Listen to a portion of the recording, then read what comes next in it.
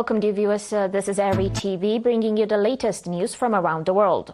And these are the ones making the top stories for today.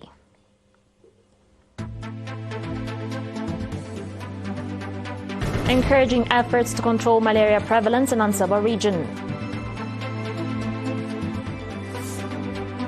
Dental equipment donated to Dendon Hospital in Asmara.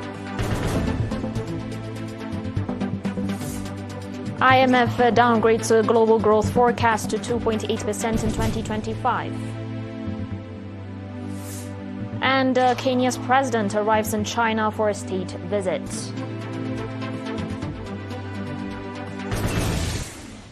In your local reports, Nurse Intisar Abdul Qadir, head of malaria control at the Ministry of Health branch in the Ansaba region, reported that encouraging results are being registered in the effort to control malaria prevalence in the region.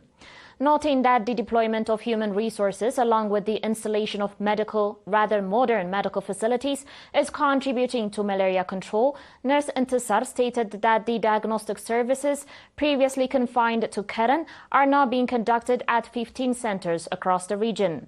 She went on to explain that out of the 3,574 individuals diagnosed, 185 were found to be infected with malaria. Compared to 2023, the number of infections has decreased by 33%. Highlighting the subzones of Habero, Keren and Gelib as the main areas where malaria is still being observed, Nurse Intisar emphasized that ongoing awareness campaigns are being carried out to enhance public understanding of the disease. She also mentioned that regular inspections and the distribution of medicines are being conducted. Nurse Intisar further called on the public to report immediately to the nearest health facility if they suspect they are infected with malaria. In other news, Dendon Hospital for War-Disabled Veterans, located in Dendon Camp Asmara, has received a donation of dental equipment. The support was provided by German partners of the National Association of Eritrean War-Disabled Veterans. Mr. Razana Mabrahtu, a physiotherapy expert, indicated that the donated equipment includes an X-ray machine, dental cleaning tools, and other related items. Mr. Sirak Gebrameskel, head of the hospital, noted that as a result of sustained support from the government, the hospital has been delivering commendable treatment services to war-disabled veterans. He added that the newly received equipment will significantly enhance healthcare provision at the facility. As part of efforts to control internal and external animal diseases, a livestock vaccination campaign has been carried out in Fort Osawa subzone.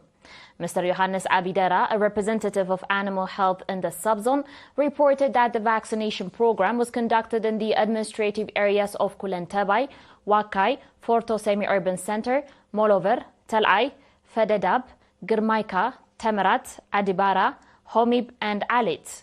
Mr. Johannes also commended the livestock owners for their active participation in the successful implementation of the program. He called on farmers to regularly monitor the health of their livestock and promptly report any signs of disease. The viewers will be back shortly with their international reports and more. Stay tuned.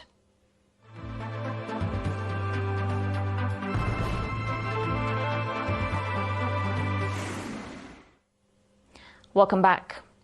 The International Monetary Fund, or IMF, yesterday downgraded its global growth forecast in 2025 to 2.8%, a hefty 0.5 percentage point decrease from its January projection, according to the latest World Economic Outlook. Noting that the tariffs alone are a major negative shock, the IMF said that the unpredictability with which measures have unfolded negatively impacts economic activity and the outlook. According to IMF Chief Economist Pierre Olivier, the global economic system under which most countries have operated for the last 80 years is being reset, ushering the world into a new era. Under the reference forecast that incorporates information as of April 4, global growth is projected to drop to 2.8% in 2025 and 3% in 2026. As per report, growth in the United States is expected to slow to 1.8% due to greater policy uncertainty, trade tensions, and softer demand momentum. Growth in advanced economies is projected to 1.4% in 2025, while in emerging market and developing economies, growth is expected to slow down to 3.7% in 2025. Kenya's President William Ruto arrived in Beijing yesterday evening for the start of a 4-day state visit to China. It is the third time since taking office that Ruto visits China. He previously attended the Third Road and Belt Forum in October 2023 and the Forum on China-Africa Cooperation in September 2024. The visit, on invitation of Chinese President Xi Jinping, is expected to bring the two countries closer together in sectors such as trade, transport, and technology. This comes in the wake of 10% tariffs applied by U.S. President Donald Trump on all Kenyan exports to the U.S., which have accelerated Nairobi's quest to diversify its commercial partners. Among them, China is a key interest, currently taking the top spot in Kenya's list of most important trade partners. Meanwhile, Beijing also has commercial interests and ties that it could seek to deepen. Nairobi is currently its biggest source of trade in East Africa. Coming to America now, Brazilian President Luiz Inácio Lula da Silva and Chilean President Gabriel Boric yesterday reaffirmed their commitment to multilateralism and regional integration and their rejection of global trade wars. At a joint press conference, the two leaders called for strengthened ties among South American nations. Lula emphasized the need to reinforce regional institutions and questioned why Latin America had not achieved technological development comparable to more advanced nations, pointing to U.S. policies as a contributing factor. The two leaders announced new bilateral agreements in defense, public security, agriculture, and culture. Boric also accepted Lula's invitation to attend the upcoming BRICS summit in Rio de Janeiro, scheduled for July 6 to 7.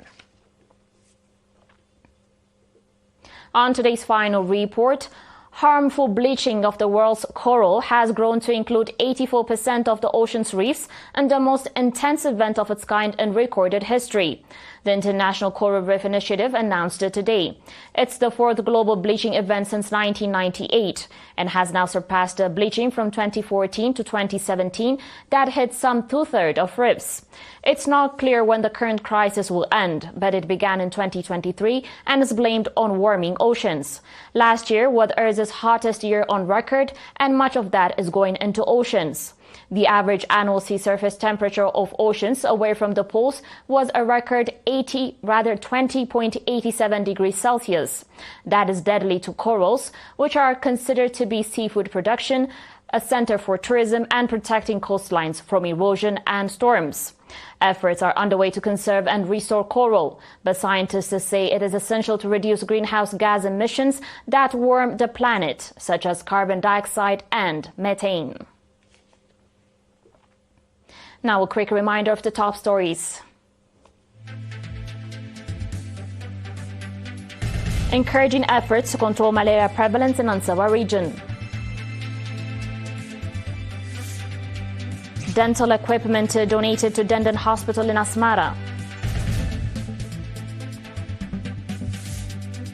IMF downgrades global growth forecast to 2.8% in 2025.